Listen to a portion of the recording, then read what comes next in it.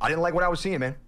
Okay, I saw parents brawling in front of a school with kids. Call of Duty is joining the alphabet mob's cancel culture crusade, and honestly one of the craziest stories I've seen in a minute. We're going to break it all down, but first, welcome back to Damage Control, a podcast where we are reclaiming the LGBT community from the insane leftists who have taken it over.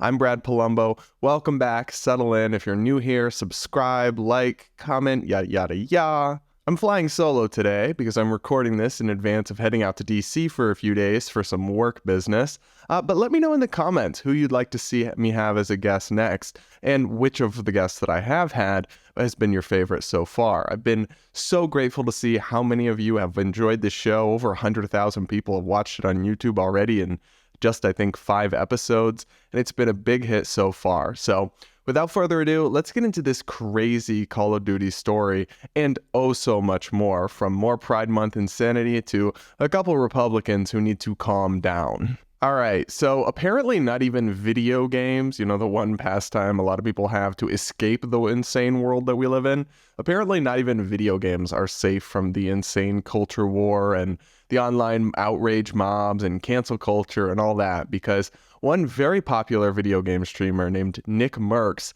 he's now facing widespread backlash, denunciation in the media, and he was even deleted from the official Call of Duty's in-game merchandise store, all because of some pretty innocent-sounding remarks that he made on Twitter. Here's the background on the story that you need to know. It all basically started when there was this controversy where violence erupted between activists on opposing sides of a controversy over a Glendale, California school board and its decision to embrace Pride Month celebrations. Another big gaming personality named Puckett commented on this news on Twitter and said, "Americans are in a sad place right now. Let people love who they love and live your own life." Now, NickMercs, the streamer who is in all this trouble, he replied to Puckett's tweet and said, quote, "They should leave little children alone. That's the real issue." Now, as a gay person myself, I don't hear that statement, "leave children alone," and get offended, because I also think children should be left alone. But apparently people thought this was some sort of homophobic or bigoted remark. NickMercs was pilloried and savagely covered in the video game industry media. Here are just a few headlines that show just how egregiously this was covered. Call of Duty removes NickMercs' skin following streamer's anti-LGBTQ tweet, Polygon. Call of Duty removes streamer skin after homophobic comments, The Verge. Call of Duty removes NickMercs' DLC over anti-LGBTQ tweet, GameSpot. So as those headlines suggest, the company that owns Call of Duty, Activision Blizzard, responded to NickMercs' apparently controversial statement by removing his skins, which for the non-gamers out there is like in-game merchandise that you can buy that presumably he gets some of the profits from, because players buy it with real money.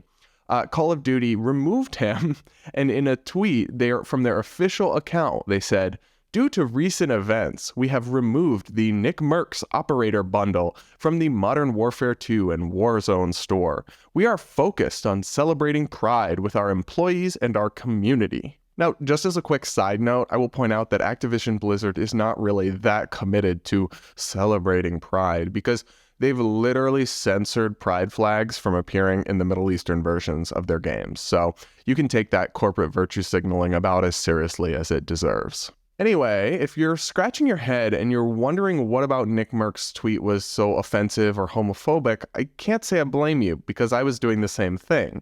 But, as it turns out, critics basically are misunderstanding his point. They seem to think that he was suggesting something along the lines of this old homophobic and baseless trope that gay people are out to get your kids or are more likely to hurt kids. And that is, of course, not true.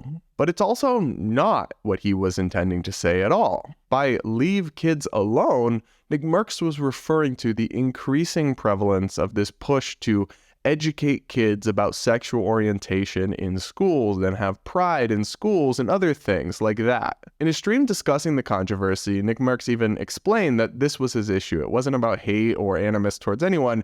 He just thinks parents, and he's a parent himself, should be the ones to talk to kids about these things. Take a listen to what he had to say. I didn't like what I was seeing, man. Okay, I saw parents brawling in front of a school with kids. I'm sure a lot of you guys can understand how that video would piss some people off. It pissed me off. Okay. Now, I mean, full transparency. You know, how do I put this? I gotta be very, very careful here. I don't want to piss anybody off. I'm making a lot of people mad. Wasn't my intention. I mean, listen, my wife and I just had a baby. Brand new father. We seen these kinds of videos. It's sad. But her and I agree that we want to be the ones to talk to our kid about things like that. I'm trying to keep it really simple, just so we don't have to get too crazy about it, because there's nothing to get crazy about. It's just, it really is that simple. I think I just have a bigger perspective on this now, being a parent, than I did maybe 2 months ago. You know, the video bothered me, right? I just don't think it's any place for a teacher or a school. I don't think it's the place to speak about things like that. And it's not that I think that it shouldn't be spoken about. If that's what you got from that tweet, then you're just wrong. I don't have any quarrel with anybody in here. I don't have any. Now, NickMercs further spoke to his audience with a tweet that said, "Friends are created in good times, but families are built through adversity. Appreciate all of you that have my back, understand my position as a new father, and recognize the love I have for all. Ain't no hate in this heart." Now look, one can agree or disagree with his stance on this issue. That's perfectly fine. But as a gay man myself, I can assure you there's nothing inherently homophobic or bigoted or hateful about what he's had to say here. That he faced such widespread denunciation and even professional consequences for a pretty innocent tweet, to me it just shows how out of control this culture war and our cancel culture really is. America is a big and diverse country full of people with very different beliefs and lifestyles. We have to be able to tolerate good faith differences in opinion and live side by side without trying to destroy or cancel people who violate one of our own, deeply held beliefs. A society without this basic element of tolerance and acceptance for different views is inherently doomed to fracture into a million different pieces. And I don't think that's something that any American, gay or straight, liberal or conservative, should want to see. So my take on this whole NickMercs controversy is that not only did he basically do nothing wrong, but that the entire saga just shows how intolerant the LGBT activists, which, to be clear, do not represent all or even most LGBT people, have become for different opinions. And it's a shame because you don't win people over by trying to crush them into submission. In fact, that often makes people double down in their beliefs. We can encourage tolerance and acceptance by having open conversations and trying to understand people who are different from us and show them that we're actually not as different as they might think. But if we take this kind of toxic, zero-sum, crush people who won't submit approach, I think we'll only engender even more backlash, and that's kind of what we're living through right now, unfortunately. What do you guys think of this one? Did NickMercs put his foot in his mouth, or are these critics just out of their mind? I want to know. Let me know your thoughts in the comments. And now, for a bit of levity, I want to transition and just take a look at this clip from Justin Trudeau, the Prime Minister of Canada.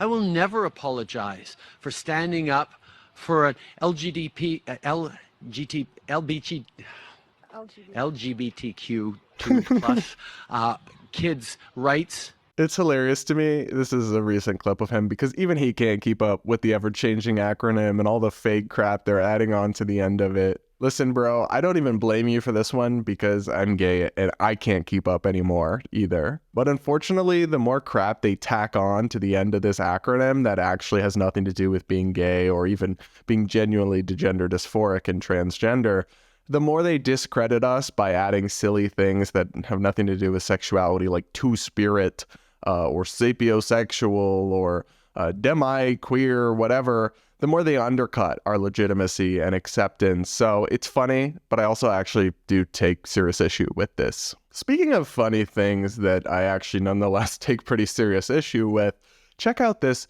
depressingly popular TikTok where one user explains how to use, quote, Lorax pronouns. Today I'm going to show you how to use Lorax pronouns in sentences. Lore has a strong sense of self and is confident in Lorax self and Lore's abilities. Lorax is proud of Lore's self and all of the accomplishments Lorax has achieved, and Lore is not afraid to show it. And I know you might be thinking, whoa, this person right here, super crazy. No, I just like to validate other people and make people feel comfortable with being themselves. And don't forget that neo pronoun users are people. So why would someone want to use Lorax pronouns? Well, maybe the Lorax, which is a character from a Dr. Seuss book, is that person's comfort character. Because the Lorax is very compassionate and has a lot of love that they want to give. And let's not forget that pronouns are honestly just words, and every word is just made up. So there's no harm in trying to help someone feel validated and feel comfortable, as long as the validation is not something that's harmful to other people, it's not something that's killing other people, it's not something that's destroying other people's lives. I could not be more proud of people for staying curious about themselves.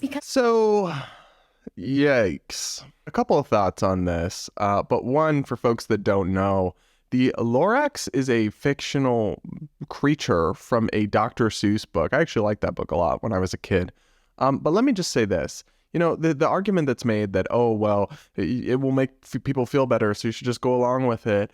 There's got to be a limit to that somewhere. There's got to be a point where actually affirming somebody's delusions is harmful to them, and you should not go along with it. I do use the pronouns for genuinely gender dysphoric, transgender people, adults who've transitioned. I will happily call them she or her or he or him, but I'm not going to start calling people Lorax, a fictional creature from Dr. Seuss. And frankly, I find the suggestion that that is something we should seriously consider doing almost offensive, to the degree that it's being conflated with actual LGBT identity and our legitimacy and the things we can't change about ourselves. You're conflating that with, honestly, what seems like a mental illness. And I'm saying that not in a mean way, not in a judgy way, but in a way that, like, I don't want to make fun of this person for this, or for people who try to use these kinds of pronouns. But to me, it more so just shows that they're childlike, they're almost stunted in their development, that a fictional creature is how they think they need to express themselves. And I want to know what's gone so wrong that they're so uncomfortable with themselves, that they're trying to escape, that they're so uncomfortable with their actual biological sex, or that they're trying to rewrite language in new ways to seek attention. Are they not getting enough attention at home? Are there unaddressed problems? And that's what how I feel when I see a lot of this neopronoun stuff on TikTok, which is, neopronoun is what the woke people call all the, like, not the inanimate objects or different random pronouns. I constantly feel like these are a cry for help.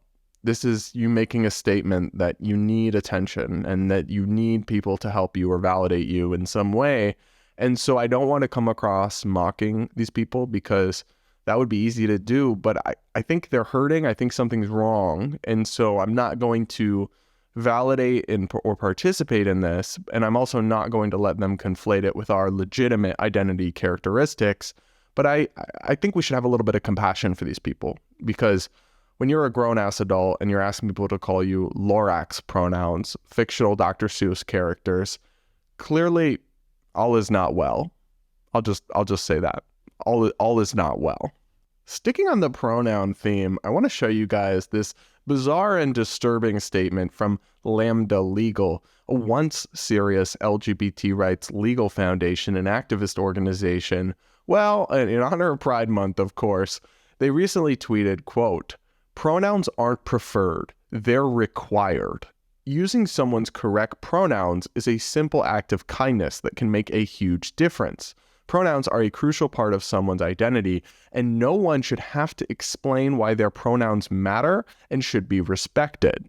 Okay, first of all, it's depressing that I even have to explain this to a legal organization, but pronouns are not required.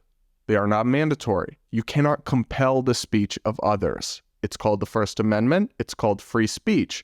We have it in this country, and we're not giving it up. Your feelings don't circumvent other people's right to be free from compelled speech. They never have, and they never will. And I actually think this is counterproductive if your goal is to get people to use other people's preferred pronouns, because people, especially Americans, they don't like to do things that they're told they have to do. If you ask people to do stuff, they'll consider it. But if you tell them no, you must do this, oftentimes they'll dig their heels in and they'll get stubborn. So this is not a smart approach. I also think there's an inherent kind of condescension in this take, in this stance.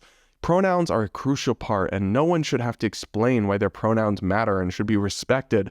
Actually, no. LGBT people are adults, right? They just like anyone else, should be asked to explain themselves and defend their beliefs and the things they're advocating for. No, people shouldn't just have to assume they're correct or defer to their wishes any more than we do with anyone else, which, newsflash, we don't do. And again, like the Lorax pronouns, I don't think using pronouns always is an act of kindness. I think if they're absurd enough, it could be an act of cruelty to enable some kinds of delusions or of, mental ailment. And I think we need to have discernment about when to use them and when to not. And that's our right as Americans. And no, simply no. Side note, we talked about the Human Rights Campaign last week and now Lambda Legal, and it's just depressing to see all these organizations that once upon a time did really great work defending gay rights, achieving equality for gay people, just turn into complete laughingstocks and jokes. All right, now I want to turn back to Pride Month. And for folks that remember, we covered the debate over kink at Pride last week because there was a pretty disturbing simulated sex display at a West Hollywood Pride parade that, of course, including it, got my videos demonetized. But yet they did it in front of kids at a Pride parade. So demonetized because it's not appropriate for YouTube or Facebook, but perfectly fine for children in public on a government-approved event they described as family-friendly. Make that one make sense, folks. But anyway, with this whole debate coming up, some folks on TikTok have decided to defend kink at Pride in front of kids. Take a listen to this. I want to clarify this for a second here. I'm not saying that kink isn't kid-friendly. I'm saying that kids and kink can coexist at Pride in a totally fine way. There's a nuance here that making an event kid-friendly doesn't mean sanitizing it, aka taking something like kink out of Pride. Making Pride kid-friendly is not the same thing as sanitizing Pride. Making a Pride event kid-friendly, or I prefer kid-safe, is about making sure we're including and putting kid and youth voices and including them in Pride and particularly any justice spaces. Kids and youth voices are vital to justice movements because they are a vulnerable and marginalized group on their own, which includes their intersecting identities and oppressions. So I'm not saying that kink isn't appropriate for kids. I'm saying they can and should coexist with each other. Demented. There is no other word for that. On behalf of all normal LGBT people, and let me assure you, almost none of us would agree with that. Let me just say, that person does not represent us. That person is deranged. That is a creepy, creepy position to take. Kink and fetish stuff is, again, I don't care what adults do. Behind closed doors in their own lives, knock yourself out. But to say that that's appropriate for kids is disgusting, is obviously wrong. It involves sex and sex acts and simulated sex acts. Obviously, that should not be done in front of children. And I object to this so deeply because there's this long and false stereotype that LGBT people are more likely to hurt kids in inappropriate ways. And that is not true statistically. That is simply not true. But folks like this, who genuinely are advocating to expose kids to harm in the name of the LGBT community, are reaffirming that stereotype and that bigoted view, even though they don't actually represent us, because most of us are sane and want nothing to do with that nonsense.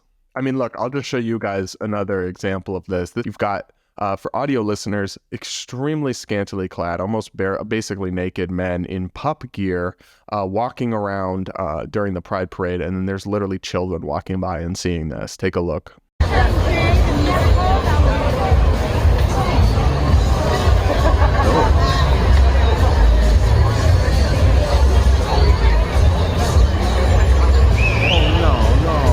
No. Seriously? These almost naked men have their asses hanging out in front of little children. This has nothing to do with LGBT pride. Your kinks and your fetishes, that's extracurricular. Straight people do that stuff too. It has nothing to do with sexual orientation or gender identity.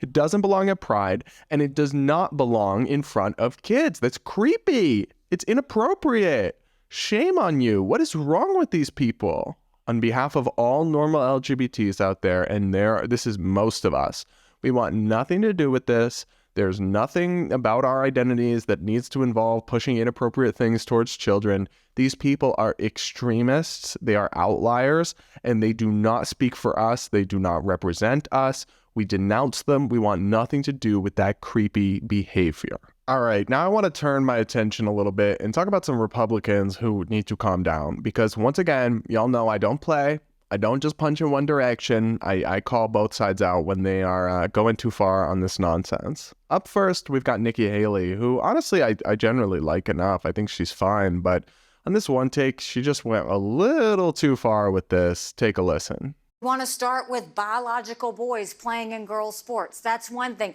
The fact that we have gender pronoun classes in the military now. I mean, all of these things that are pushing what a small minority want on the majority of Americans, it's too much. It's too much. I mean, the idea that we have biological boys playing in girls' sports, it is the women's issue of our time.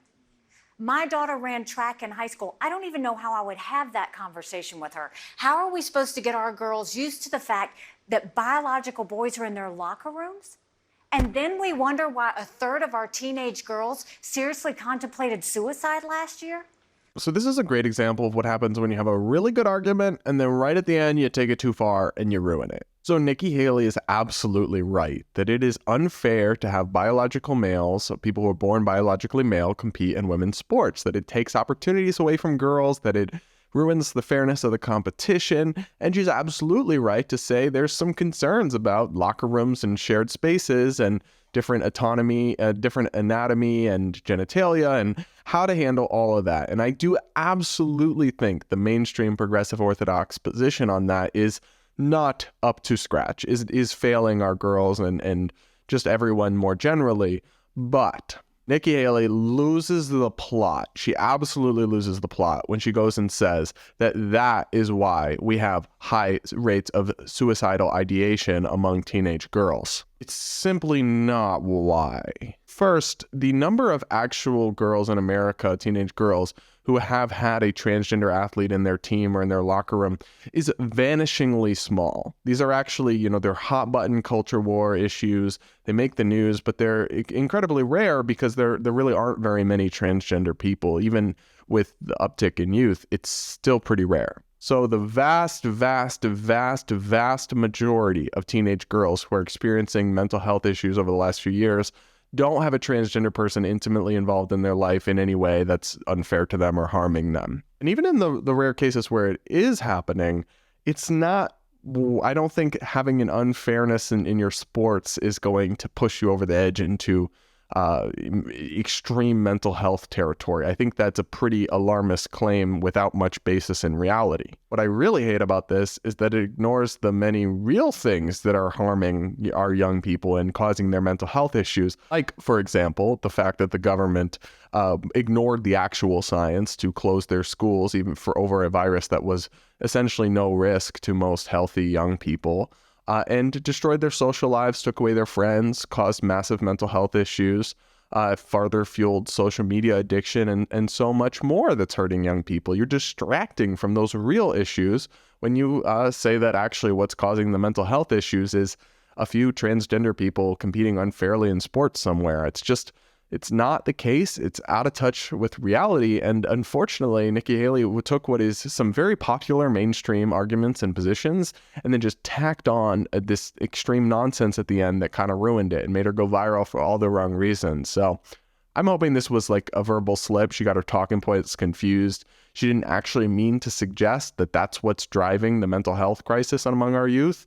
But I could be wrong. I don't know. I just hope she learns from that and kind of clarifies that argument, because the way she just put it out in that CNN interview is a whole lot of yikes. New Republican boycott just dropped. Woke corporation Cracker Barrel? That's right. Some Twitter Republicans are all up in arms because Cracker Barrel, like every other corporation in the world, did a small, minor pride display. So here we've got Cracker Barrel. I believe this is from their Facebook page. They show a long line of their rocking chairs that they have outside their restaurants, and one of them is painted rainbow colors. One of maybe, 9 or 10 I can see here.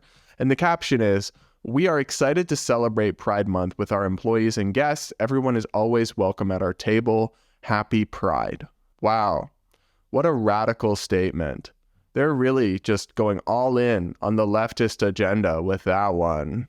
Bruh. But of course, Some boomer Republicans had to get all worked up about this. Here's one actress. Cracker Barrel has no idea who their customer base is. They've gone crackers, that's for sure. Wow, hilarious. You should be a comedian.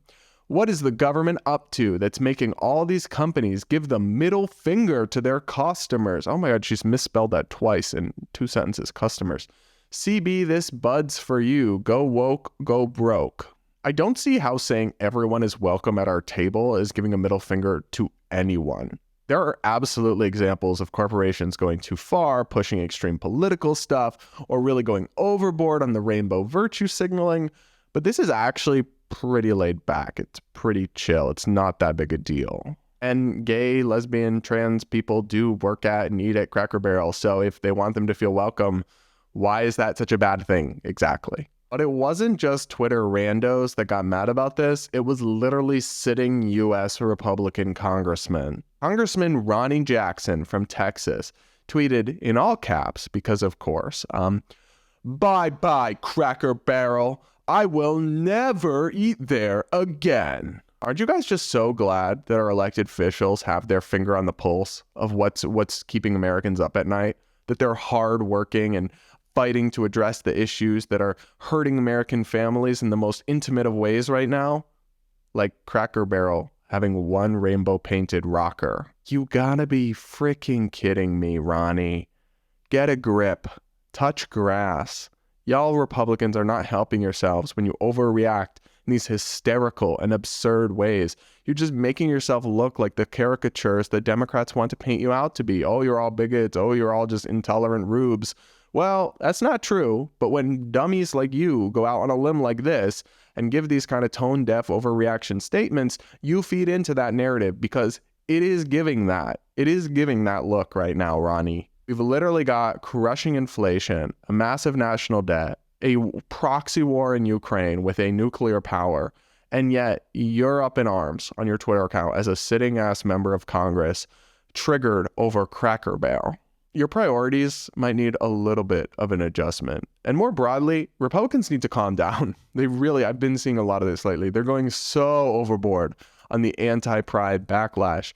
And it's a shame because when you're triggered anytime you see a rainbow anywhere, you undercut your actual outrage over legitimately bad things that are going on in the name of these activists and these communities and the truly over-the-top displays during Pride Month that are doing harmful and bad things if you're just literally anti any rainbow acknowledgement of pride anywhere ever. Touch grass, calm down, log off Twitter, turn off caps lock, and touch grass, okay? You'll be all right, Ronny. You will recover. Also, I love me some Cracker Barrel because pancakes are one of my favorite foods, so I will not be boycotting them anytime soon. I don't care how woke they get. What do you think of Cracker Barrel? Let me know in the comments. Will you be boycotting their woke rainbow one little rocking chair, or are you just going to keep eating there and be a normal person? I want to hear your thoughts. Maybe I'm wrong. Maybe I'm getting it all wrong. Let me know. Also, definitely let me know who else you want to see on my show as a guest. And with that, thanks so much for joining me to do some damage control this week. If you're new here, be sure to subscribe, hit that like button, comment, yada, yada, yada. Join the community on YouTube. It's really growing really fast. And if you're listening on audio, make sure you take a minute, whatever platform you're on, and just rate and review the show so more people can find it. That would be a huge help. And with that, I'll see you all next time.